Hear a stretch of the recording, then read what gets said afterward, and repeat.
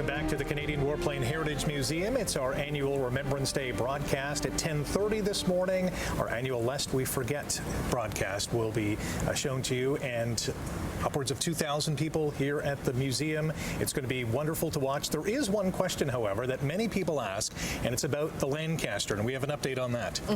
She will not be flying today because she is down for maintenance.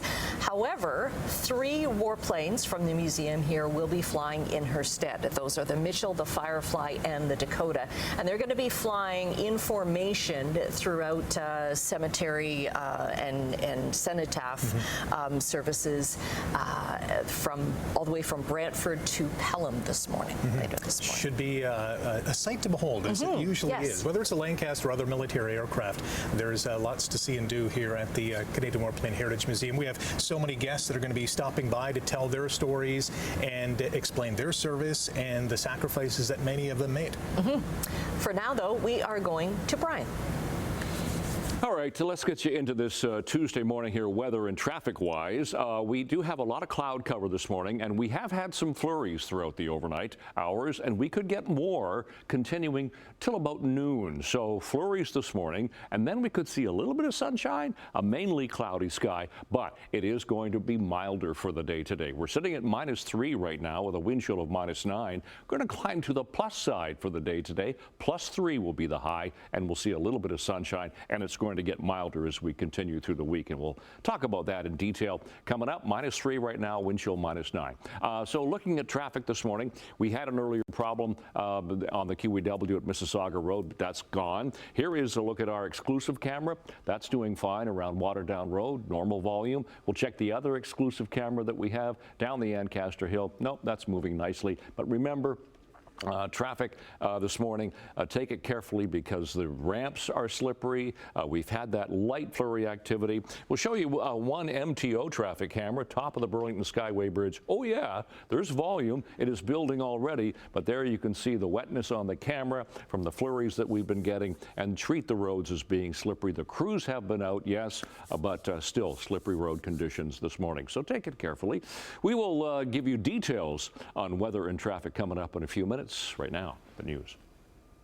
Thank you very much, Brian. Governor General Mary Simon is in hospital recovering from a respiratory virus and will not preside over the National Remembrance Day ceremony in Ottawa. Chief Justice Richard Wagner will stand in for her at the National War Memorial. Rideau Hall says the 78-year-old Simon is doing well and appreciates privacy during her recovery. Prime Minister Mark Carney, Defense Chief General Jenny Carignan, and Veterans Affairs Minister Jill McKnight are among those set to attend the ceremony. 80 years after the end of the deadliest conflict in history, the number of living Second World War veterans has dwindled to a few thousand.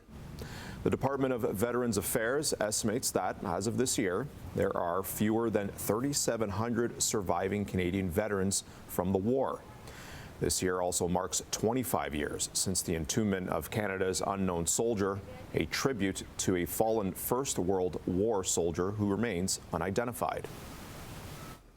Foreign Affairs Minister Anita Anand says U.S. Secretary of State Marco Rubio hasn't repeated President Donald Trump's musings about making Canada the 51st state.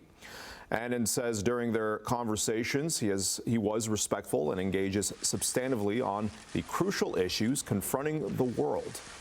Anand will welcome Rubio and other foreign affairs ministers from G7 countries to the Niagara region this week to discuss shared economic and security challenges amid geopolitical uncertainty. The Canada-U.S. relationship is strained by Trump's growing tariff agenda and threats of annexation. Canada's Industry Minister Melanie Joly was in Hamilton yesterday outlining some of the promises her government made in its fall budget to invest in industries like steel. Joly says the federal government's Buy Canada policy will begin this month for defense, construction, and strategic procurement, and then apply across the board by spring next year. The government is putting $186 million towards implementing the policy, including nearly $80 million that will go towards helping small and medium-sized businesses buy and trade within the country. Jolie also said she spoke with the CEO of ArcelorMittal Dofasco, and the government is working with the company to help fund some of its projects. Ontario has secured a one-year extension with the federal government for the national $10 a day childcare program. The move gives Ontario parents reassurance their fees won't rise for at least 12 more months. The program that lowers parents' childcare fees, now at $19 a day on average in Ontario, is an interim step towards that $10 a day program, which is set to expire on March 31st. Most provinces and territories signed extensions with the federal government before this year's federal election, but Ontario only signed an agreement in principle to continue the program. The Canadian Football League has greenlit its players the chance to stand on an Olympic podium. CFL says it's allowing its players to play for their country in flag football at the 2028 Summer Games in Los Angeles.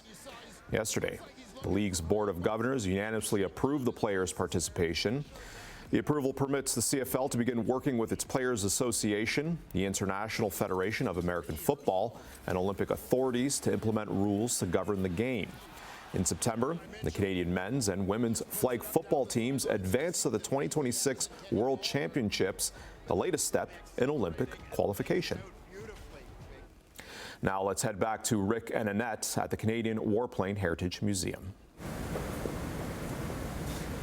There is a lot more to come here on a special edition of Morning Live, including a Second World War paratrooper who has an incredible story to share. That's next here on Morning Live. Good morning.